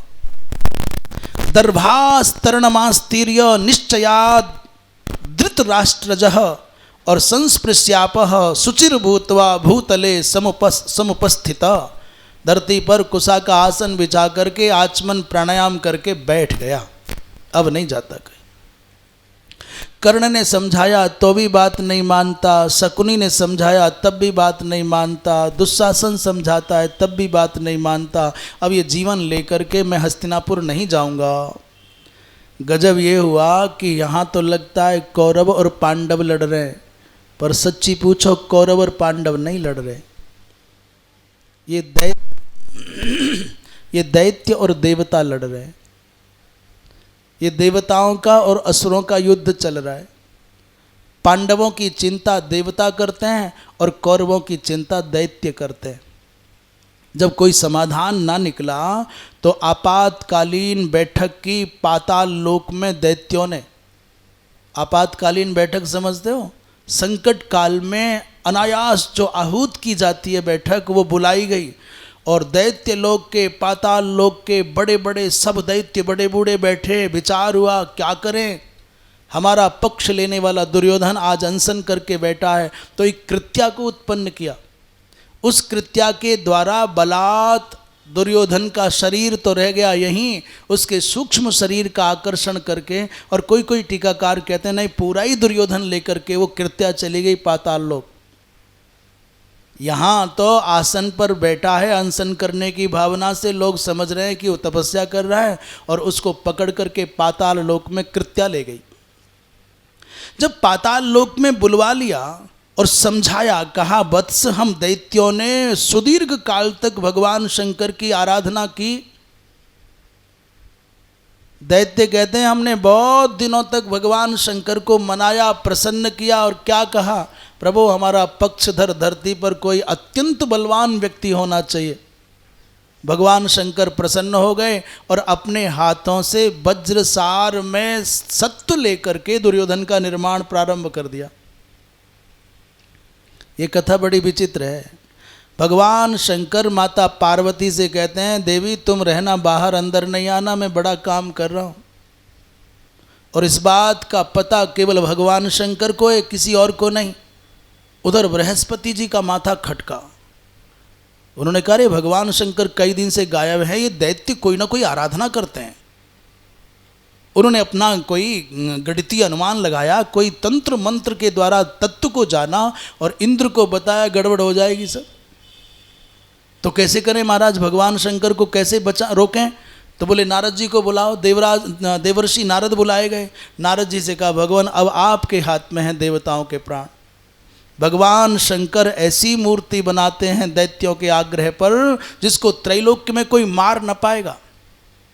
फिर क्या करें? बोले जाओ मैया को। नारद जी ने कहा मैं भी शंकर जी के सामने नहीं जा सकता। बोले मैया तो जा सकती। बोले हाँ मैया जा सकती है। नारद जी महाराज गए, तुरंत मैया मैया मैया। पार्वती ने क्या बात है भाई नारद बहुत दिनों बाद आए। बोले छोड़ पहले भोलेनाथ के दर्शन करा। मैया ने कहा भोलेनाथ तो किसी तपस्या में बैठे हैं, मुझे ही दर्शन नहीं तो तुम्हें कैसे? नारद जी ने कहा मैया वैसे तो भोलेनाथ कहते हैं तू अर्धांगिनी है और तुम्हारे बिना शंकर का कोई अस्तित्व नहीं है, कुछ करते नहीं तुम्हारे बिना, और इतने दिन हो गए तुम बिना शंकर। अरे अंदर जाके पता तो करो, भूखे प्यासे होंगे पानी तो पूछ लो। मैया पार्वती नारद जी के बहकावे में आकर के अंदर गई तो भगवान शंकर ने जो मूर्ति बनाई यहाँ से लेकर के कटी भाग तक बना पाए। अभी नीचे और बनाना था। मैया पार्वती ने पूछा प्रभु क्या कर रहे हो? तो कहा तुम यहाँ कैसे, नारद आ गया क्या? बोले हाँ प्रभु नारद जी आ गए। ओहो, पर बताओ पहले कर क्या रहे हो? मैया ने भगवान शंकर का हाथ पकड़ लिया, ये बताओ करते क्या हो? बोले मैं दैत्यों की प्रार्थना पर वज्रसार में ऐसा दिव्य पुरुष बनाऊंगा जिस पर त्रैलोक्य के किसी भी शस्त्र का प्रभाव न होगा, न मेरा त्रिशूल और न विष्णु का चक्र और न इंद्र का वज्र और न यम का दंड। बोले प्रभु जो आपने करना था आपने कर लिया, आप थक गए होगे, नीचे का हिस्सा मैं बनाऊंगी। और मैया तो ठहरी मैया। उसने मैया ने सारी सृष्टि के समग्रतम सुकोमल पुष्पों का सार पराग इकट्ठा किया और उसके द्वारा नीचे का भाग बनाना शुरू कर दिया। इसलिए दुर्योधन का इतने से ऊपर का शरीर तो वज्र है, पर यहाँ से नीचे का शरीर अत्यंत सुकोमल। दैत्य कहते हैं वृंदावन विहारी लाल की। दैत्य कहते हैं भगवान शंकर ने हमारी प्रार्थना पर अपने कर कमलों से वज्र में देह का निर्माण किया नाभि तक, और नाभि से नीचे माता पार्वती ने पुष्प पराग से बनाया। इसलिए तुम चिंता मत करो, तुम्हारे साथ जब भी कुछ अनुचित होगा हम दैत्य तुम्हारे संग खड़े होंगे। अनेक अनेक प्रकार के दैत्य तुम्हारे साथ। नरकासुर की आत्मा कर्ण में प्रविष्ट हो गई हैं और उसने प्रतिज्ञा की है मैं अर्जुन को मारे बिना चैन से बैठूंगा नहीं। इसलिए कर्ण केवल सूर्यपुत्र नहीं, इसके अंदर नरकासुर की आत्मा है। हतस्य नरकस्य आत्मा कर्ण मूर्तिम उपाश्रितः तत्वैरम संस्मरण वीर योद्ध से केशवार्जुनो। वो कृष्ण और अर्जुन के साथ युद्ध किए बिना रहेगा नहीं। इसलिए कर्ण हमारे पक्ष का वीर है, उस कर्ण को छोड़ना नहीं कभी। दैत्यों ने दुर्योधन को समझाया और कहा कि बड़े बड़े जो दैत्य हैं गोपनीय रूप से पुरा त्वम तपसास्मा भी लब्धो राजन महेश्वरात। तुम्हें पता है तुम्हें पाने के लिए हमने कितने तप किए हैं भगवान शंकर से। इसलिए एक और विशेष बात कही, भीष्म में, द्रोणाचार्य में, कृपाचार्य में अनेक असुर अंदर प्रविष्ट हो जाएंगे उनकी चेतना में, जिनके द्वारा आविष्ट होने पर उनके अंदर दया न रहेगी और अपने ही स्वजनों को मारने में उनको संकोच नहीं आएगा। इसलिए जब भद्र व्यक्ति अनैतिक निर्णय करने लग जाए समझ लेना अब वो भद्र नहीं रहा, उसके अंदर कोई दैत्य प्रविष्ट हो गया है, असुर प्रविष्ट हो गया है। इतने बड़े धर्मात्मा भीष्म, द्रोण, कृपाचार्य, इनके अंदर भी, कर्ण के अंदर भी प्रेत घुस गए, माने असुर घुस गए। और सहायार्थंच ते वीराः संभूता भुवि दानवाः। तुम्हारे सहायता के लिए अनेकों अनेकों दैत्य धरती पर आ गए। दिव्यस्तम ही न मानुषः। दैत्यों ने कहा तुम दिव्य हो, मनुष्य नहीं हो, और हम प्रतिज्ञा करते हैं विजय तुम्हारी होगी। अब दुर्योधन को लग गया अब तो मेरी विजय होगी, इसलिए लौट आया और आते ही अपना सबसे पहले अपना आसन समेटा बोले नहीं, अब तपस्या नहीं करनी, अब अनशन नहीं करना, चलो हस्तिनापुर चलते हैं। लोगों ने कहा अरे कल तक तो तू वैराग्य साध करके बैठता था, नहीं मर जाऊंगा, हस्तिनापुर नहीं जाऊंगा, और अब क्या जादू हो गया? उसने कहा बाद में बताऊंगा, मैं कोई सामान्य व्यक्ति नहीं हूँ, मैं कोई मनुष्य नहीं, मैं दिव्य हूँ और विजय मेरी होनी है। सत्यंते प्रतिजानामि बधिष्यामि रणेर्जुनम। और इतने पर कर्ण ने घोषणा कर दी कि मैं सत्य प्रतिज्ञा करता हूं, इस युद्ध के क्षेत्र में अर्जुन को मार दूंगा। दुर्योधन तो उत्साह से भर उठा और हस्तिनापुर आ गया। वृंदावन विहारी लाल की। जब लौट करके पराजित होकर के ये दुर्योधन आदिक हस्तिनापुर में आए, भरी सभा लगी, बाबा भीष्म खड़े होकर के कहने लगे, रे नीच दुर्योधन, बिना सूचना दिए, बिना अनुमति लिए तुम्हारा वहां जाना, जानते हो कि कितनी बड़ी विपत्ति टल गई है पांडवों के कारण। अभी तक पूरी दुनिया में हस्तिनापुर की ओर आंख उठाकर के देखने की किसी की सामर्थ्य न थी। एक अकेले मुझ भीष्म ने पूरी दुनिया पर हस्तिनापुर का ध्वज फहराया। उसके बाद पांडु ने पूरी धरती के राजाओं को पराजित करके ये काम किया, और तुम्हारी नासमझी, नादानी, मूर्खता के कारण वो पवित्र यश पर कलंक लग जाता।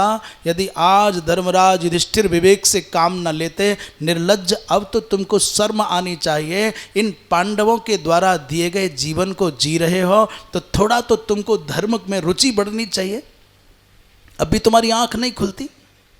सूत पुत्रो अपियातो, और सामने खड़ा था कर्ण, वो दांत दिखाने लगा तो क्रोध में भर कर के कहा कि सूत पुत्रो अपयातो भीतो गंधर्वाणाम तदारणात। अरे सूत पुत्र, तू गंधर्वों के सामने से जान बचा करके भागा, तुझको भी लज्जा नहीं है क्या? बड़ी बड़ी डींग हाँकता है। याद रखना, बड़े समाज में सिंह के जैसी गर्जना करते हुए बाबा भीष्म ने कहा, अरे याद रखना दुर्योधन, जिस कर्ण के भरोसे तू दुस्साहस करता है ना, ये कर्ण युद्ध के क्षेत्र में अर्जुन की 16वीं कला के बराबर भी नहीं है। जाओ, ये भीष्म कहता है। न चापि पादभाग कर्ण पांडवानाम नृपोत्तम धनुर्वेदे च शौर्ये च धर्मे बा धर्म वत्सल। हम 16वीं कला बोल गए। 16वीं कला तो किसी और ने कही। यहाँ पर चतुर्थांश माने 1/4 भी शक्ति इसके पास नहीं है अर्जुन के जैसी। इसलिए अब भी मान जाओ, पांडवों से संधि कर लो। कर्ण ने जोश में आकर के कहा, बाबा बूढ़े हो गए हो, चुप बैठ जाओ। आप कर्ण की शक्ति को जानते नहीं। मैं किसी कारण से यक्षों के सामने से भाग गया, मैं बताता हूँ मैं कौन हूँ। 1 वर्ष के बाद आपसे मिलता हूं मैं कौन हूं। और महाराज कर्ण ने पूरी धरती के राजाओं को जीतने के लिए दिग्विजय यात्रा आरंभ कर दी।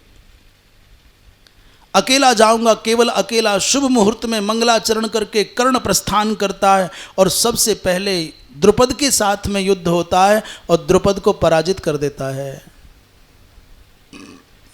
कभी कभी युद्ध के क्षेत्र में कोई पहलवान किसी और को पटक लेता है, कभी वो पहलवान दूसरे को पटक लेता है। इस युद्ध में कर्ण की विजय हुई। किसी ने पूछा, भाई यहाँ द्रुपद क्यों हार गए? द्रुपद तो कर्ण को पहले हरा चुके हैं। बोले, द्रुपदस्य पुरम रम्यम रुरोध भरतर्षभ और युद्धेन महता चैनम चक्रे वीरम बसानुगम। अपने इस युद्ध कौशल से कर्ण ने द्रुपद को पराजित कर दिया। क्यों हारे? बोले, इस समय की परिस्थितियां, अभी अभी जो घटना घटी है कि दुर्योधन को चित्रसेन ने पराजित किया तो पांडव साथ में आ गए। ये बड़ा विचित्र खेल है। एक तो कौरवों की, पांडवों की कीर्ति बड़ी विलक्षण थी पूरी दुनिया में।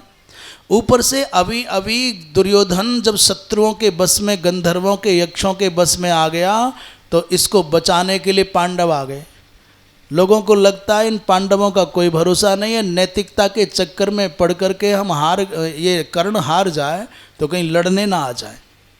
इसलिए पूरे भूमंडल के राजाओं को जीत करके आया, हस्तिनापुर लौटा है कर्ण विजयी होकर के, परंतु उससे पहले द्वारिकापुरी भी गया है।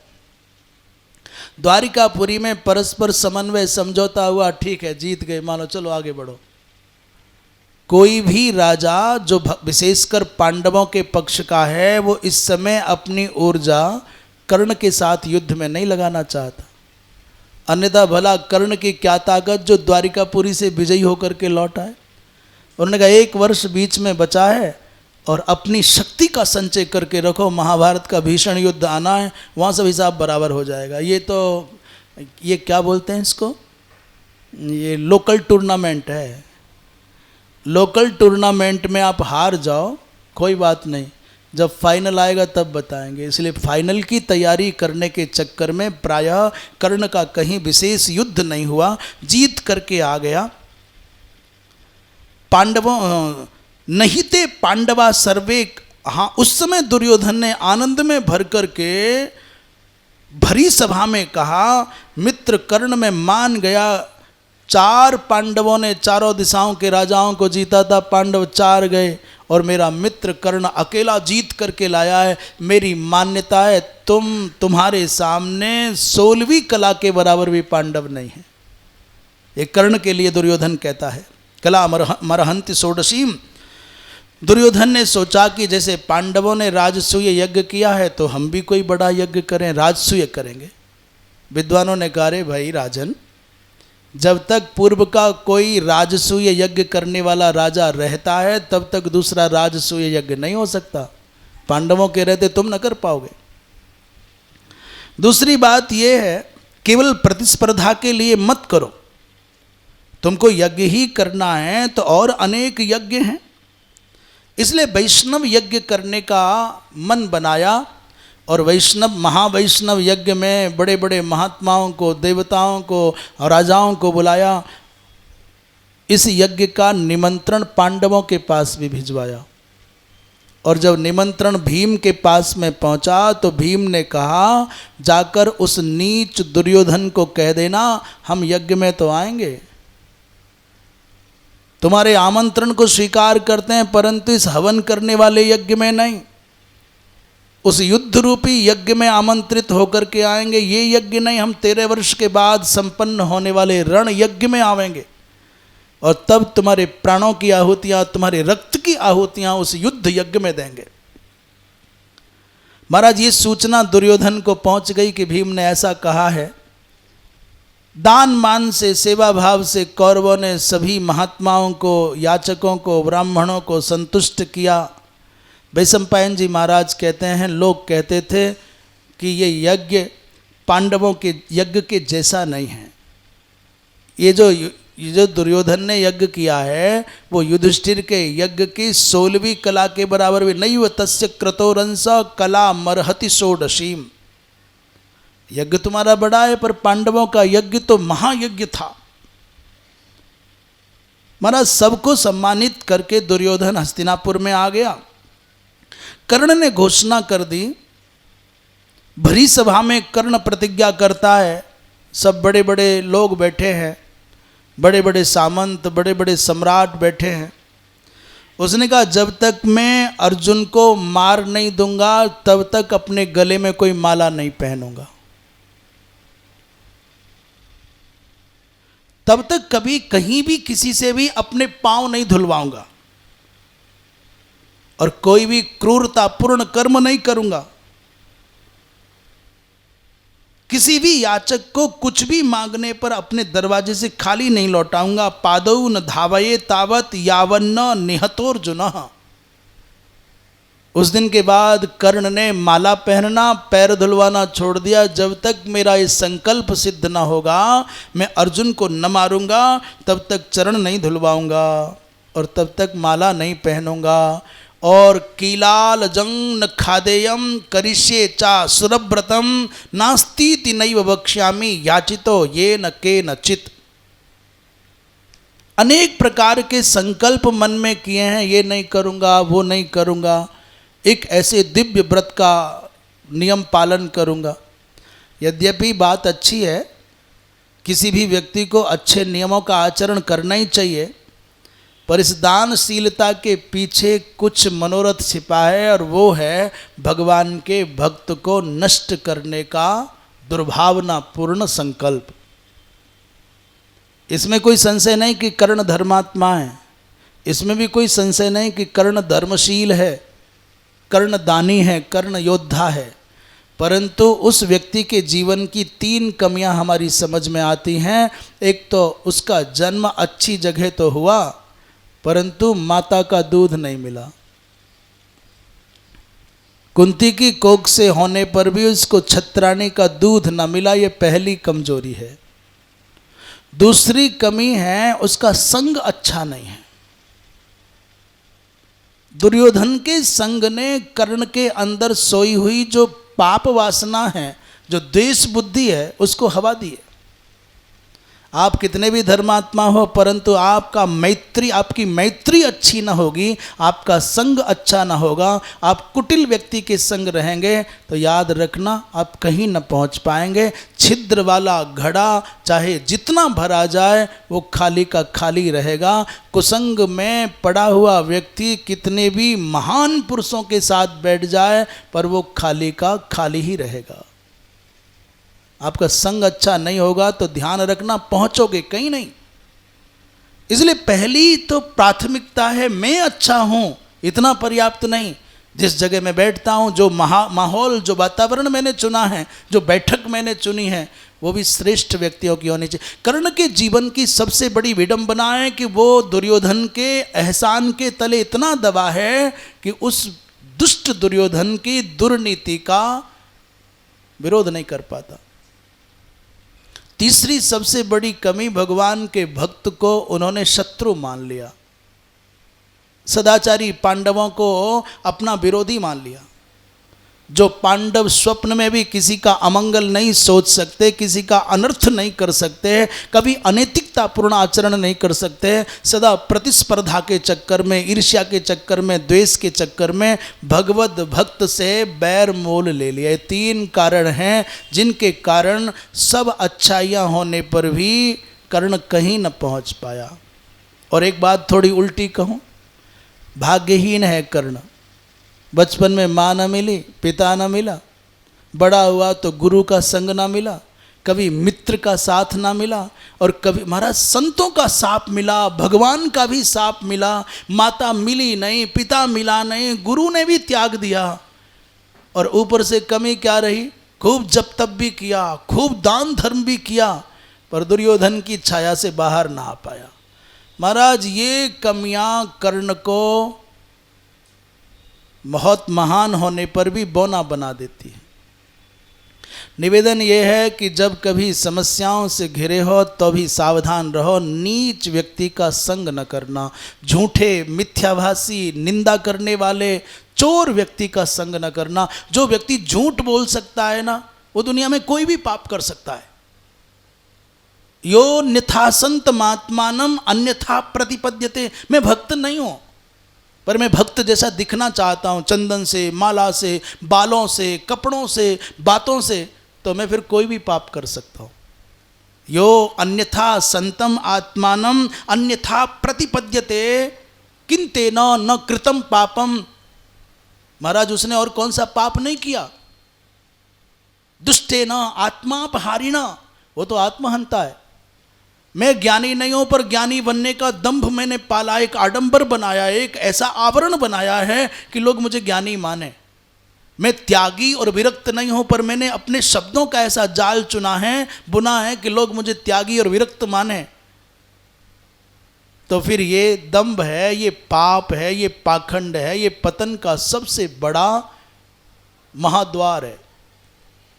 इसलिए कभी भी ऐसे लोगों का संग ना करें जो मिथ्याभासी हैं, जो परनिंदक हैं, जो व्यसनों में डूबे हुए हैं, उनसे किनारा कर लेना चाहिए।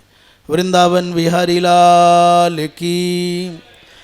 महाराज कर्ण की एक प्रतिज्ञा पर पूरे के पूरे कौरव झूम उठे। उसने कहा कि मैं जब तक इन अर्जुन को नहीं मार दूंगा चैन से नहीं बैठूंगा। इस प्रतिज्ञा को सुनकर के कौरव प्रसन्न, पर धर्मराज को नींद नहीं आती। एतत् श्रुत्वा धर्मसुतः समुद्विग्नो नराधिप। महाराज बड़े उद्विग्न रहते हैं। अभेद्य कवचम मत्वा कर्णमद्भुत विक्रमम अनुस्मरश्च संक्लेशान निशांति मुपयाति सह। धर्मराज को रात दिन एक ही चिंता, एक ही क्लेश है कि जब तक कर्ण है तब तक मेरा अर्जुन सुरक्षित नहीं है। श्री वैशंपायन जी महाराज कहते हैं, धर्मराज को एक दिन स्वप्न में आकर के जिस जंगल में ये लोग रहते थे, द्वैत वन में, वहाँ के पशु पक्षी आ गए, महाराज जब से आप आए हो तब से हमारा जीवन संकट में आ गया है, आप दयालु हैं, आप हमारे जीवन की रक्षा कर सकते हैं, हम पर कृपा करें। स्वप्न में धर्मराज को आकर के उस जंगल के जीवों ने प्रार्थना की और सवेरे उठ करके धर्मराज ने कहा, भैया अब यहाँ नहीं रहना, काम्यक वन चलना है। धर्मराज प्रातःकाल जगे, भाइयों से विचार विमर्श किया और काम्यक वन की ओर चल पड़े। जो धर्मराज युधिष्ठिर इतना सूक्ष्म चिंतन करते हैं, इतने संवेदनशील हैं, उनको एक पशु की, एक पक्षी की आह का भी ज्ञान है, भला बताओ किसी मनुष्य को कैसे क्लेश दे सकते हैं। और जिन दुरात्मा दुष्ट दुर्योधनादिक कौरवों को क्रंदन करती हुई द्रौपदी का दर्द न दिखा, एक स्त्री का क्रंदन न सुनाई दिया, उसकी पीड़ा समझ में ना आई, भला बताओ किनके हितैषी हो सकते हैं। एक नीच व्यक्ति किसी साधु का मान भंग करे, एक साध्वी का मान भंग करे, कुछ सज्जनों को प्रताड़ित पीड़ित करे, अपमानित तिरस्कृत करे, वो किसका भला करेगा। इसलिए ध्यान रखना, व्यक्ति का चयन करना हो ना तो उसके आचरण, उसके भाषण और उसके भोजन पर ध्यान रखना। जिसका आचरण अच्छा नहीं, भाषण अच्छा नहीं, भोजन अच्छा नहीं, वो किसी के लिए अच्छा नहीं। महाराज एक दिन वैशंपायन जी महाराज कहते, राजन पांडवों के 11 वर्ष बीत चुके थे, 12वां वर्ष चल रहा था। अच्छा जयकारा तो थोड़े धीमे ही लगाओ, कहीं नजर न लग जाए। बोलिए वृंदावन बिहारी लाल की। अच्छा और जोर से बोल सकते हैं, इतनी आवाज़ तो आ जाए कि जो लोग दूर बैठे इस माइक के माध्यम से या संत वाणी के माध्यम से सुन रहे होंगे, वो तो समझ लें कि कुछ लोग बैठे हैं। नहीं तो पता है क्या लगता है, दो चार लोग बैठे रहते हैं। और ये वृंदावन है, यहाँ कहाँ थे आए श्रोता, यहाँ तो सब सिद्ध हैं, सब ज्ञानी हैं। यहाँ तुम्हारे अपने कोई परिचित प्रेमी बाहर से आ जाएं, वही श्रोता हैं। यहाँ लोकल में कहाँ थे श्रोता आएंगे। जिन महात्मा के यहाँ अधिक संख्या होगी या तो उनके शिष्य होंगे,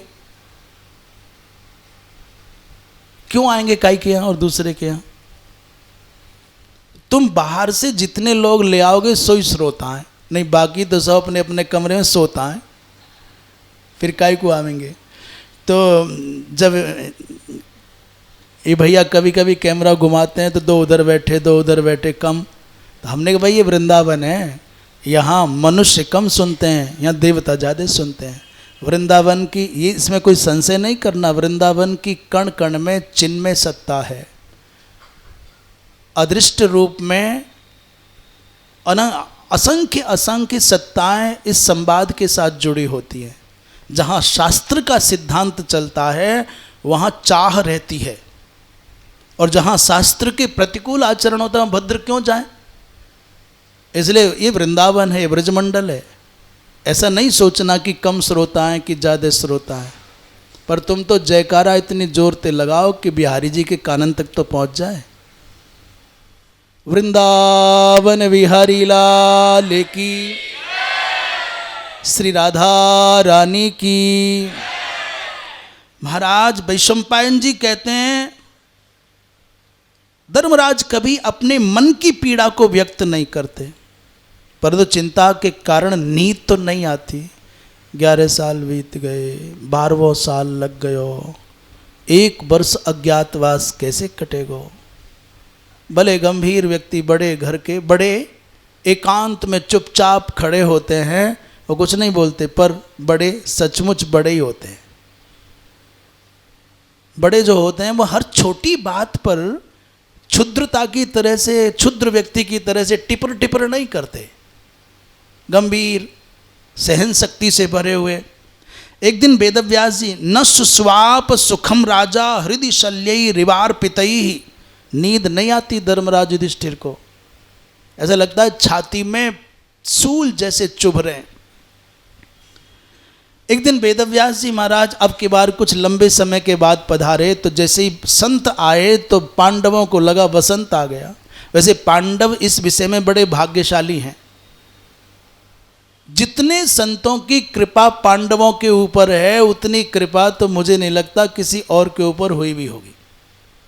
एक से एक विलक्षण महात्मा आते और दिव्य उपदेश देकर के चले, 10-5 दिन पांडवों के संग रहते, सांत्वना देते, आनंदित करते और चले जाते। वेदव्यास जी महाराज पधारे तो जैसे पतझड़ की नीरसता की कुरूपता को छेद करके महाराज बसंत आता है तो वीरान जैसे बगीचों में भी बहार आ जाती है, सुंदरता आ जाती है, सरसता आ जाती है, सुगंधी आ जाती है। संत भी जीवन में आते हैं तो दुख मूलक कुरूपता चली जाती है, कुसंग रूपी बदबू चली जाती है, प्रतिकूलता जन्य संघर्ष बस आई निराशा चली जाती है। संत आते हैं तो कुछ न कुछ प्रसाद आता है, संत आते हैं तो आते ही उनकी कृपा से प्रकाश आता है, और संत आते हैं प्रकाश आएगा, प्रसाद आएगा, और जब संत आएंगे तो प्रकाश भी आएगा, प्रसाद भी आएगा, प्रसन्नता भी आएगी, और संतों का आगमन एक आशा का संचार कर जाता है। मनुष्य कितनी भी प्रतिकूलता से घिरा हो, कोई महात्मा आ जाए दौड़ करके आसन लाएगा, सूचना पहले मिल जाए तो फूल लाएगा और दीपक भी जलाएगा, कुछ ना कुछ चिनौरी लाए, अपनी क्षमता के हिसाब से बांटने को कुछ लाएगा ना। इसलिए संतों का आगमन प्रकाश, प्रसाद और प्रसन्नता तीनों ही लाता है। उनके आशीष से, उनके उपदेश से, उनके भजन से निराशा पिशाची दूर भाग जाती है। पांडवों पर संतों की विशेष कृपा, विशेष अनुग्रह है। महाराज व्यास जी तो आते ही संजीवनी देने के लिए, पहले आए थे परेशानी में तो द्रौपदी प्राप्त होगी संदेश देगा, विधि पूर्वक स्वागत सत्कार हुआ। पांडवों की दशा देख करके व्यास जी की भी आंखें भर आईं। 11 साल एक राजकुमार के लिए जंगल में भटकना कोई सामान्य बात नहीं है। यद्यपि पांडवों का तो जन्म ही पहाड़ों पर हुआ, जंगलों में हुआ, इनके जीवन का आरंभ ही संघर्ष से है। गदगद कंठ से आंखों में आंसू भरे महर्षि वेदव्यास महर्षि रनुकंपार्थम अब्रवीत बाष्प गदगदम, हे वत्स, संसार में अंतहीन सुख की प्राप्ति संभव नहीं है। अर्थात कोई कितना भी बड़ा सुखी हो, एक ना एक दिन उसके सुख का कोष खत्म होगा और जीवन में दुख आएगा। कोई कितना भी सुंदर क्यों ना हो, एक सीमा है सौंदर्य की, ये सौंदर्य अपना आप विदा हो जाएगा। आपके जीवन में असुंदरता आएगी, बूढ़े हो जाओगे, चेहरे पर झुर्रियां पड़ जाएंगी, और जिन आँखों की दुनिया प्रशंसा करती थी, जिस चेहरे की चमक की दुनिया, ये जिस्म भी क्या जिस पे सैदा है जहाँ, एक मिट्टी की इमारत, एक मिट्टी का मकान, और खून का गारा बनाया, ईंट जिसमें हड्डियां, और चंद श्वासों पर टिका है ये ख्याली आसियां। जब काल की पुरजोर आंधी जब इसे टकराएगी और एक ही पल में ये इमारत खाक में मिल जाएगी। यद्यपि इसमें उर्दू के शब्द हैं, पर हमको उन शब्दों से क्या भाव समझ लें। बड़ा गुमान करता है व्यक्ति अपने शरीर के सौंदर्य पर, अपने शरीर की शक्ति पर, अपने सम्मान पर, अपनी दौलत पर बहुत, अपनी संपत्ति पर बहुत उसको अभिमान होता है। और पद मिल जाए तो कहना ही क्या है, धरती पर पाँव नहीं पड़ते कोई पद मिल जाए तो। कहते हैं भैया इस संसार में अंतहीन सुख किसी को प्राप्त होना संभव नहीं। इसलिए प्यारे पुत्रों, धीर कभी भी हर्ष शोक नहीं कर, हर्ष में नहीं, हर्ष और शोक से प्रभावित नहीं होते। धूप छाँव की समान ये आते हैं जाते हैं, केवल इनका दर्शन करो। आगमा पाई हैं, सुख और दुख क्या है, आगमा और अपाई, आते और जाते। उदयास्तमनज्ञो ही न हृष्यति न शोचति, जो उदय और अस्त के तत्व को जानता है वो कभी हर्ष और शोक नहीं करता। वृंदावन बिहारी लाल की। जैसे किसान बीज बोकर यथा समय फसल पाता है, वैसे ही मनुष्य भी स्वकृत कर्म फल समय के अनुरूप पाता ही है। कहते हैं सस्या नामिव कर्षकः। किसान मिट्टी में बीज डालाता है, गेहूं डालाया और 8-10 दिन तक सन्नाटा, कुछ है ही नहीं। अचानक 10 दिन के बाद हरी हरी छोटी छोटी सी कुछ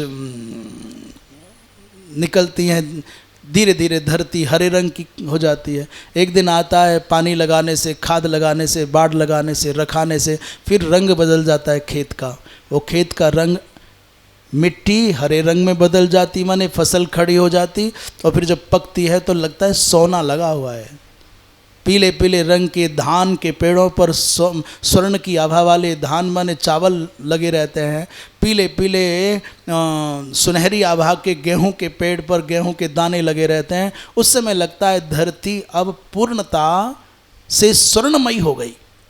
कभी हरी साड़ी पहनती है धरती, कभी लाल साड़ी पहनती है धरती, कभी पीली साड़ी पहनती है धरती। तो ये ऐसे नहीं पहनती है, ये किसानों के परिश्रम का परिणाम है।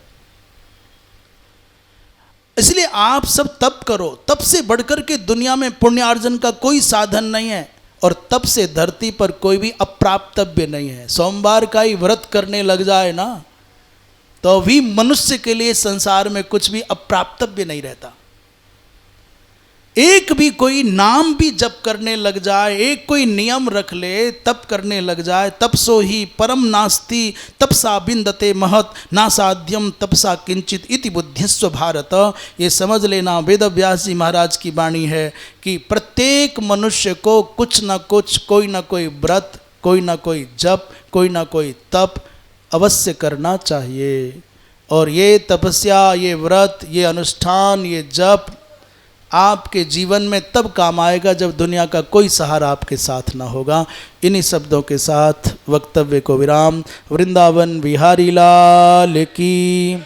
हर हर श्रीमन्नारायण नारायण नारायण श्रीमन्नारायण। भज मन नारायण नारायण नारायण।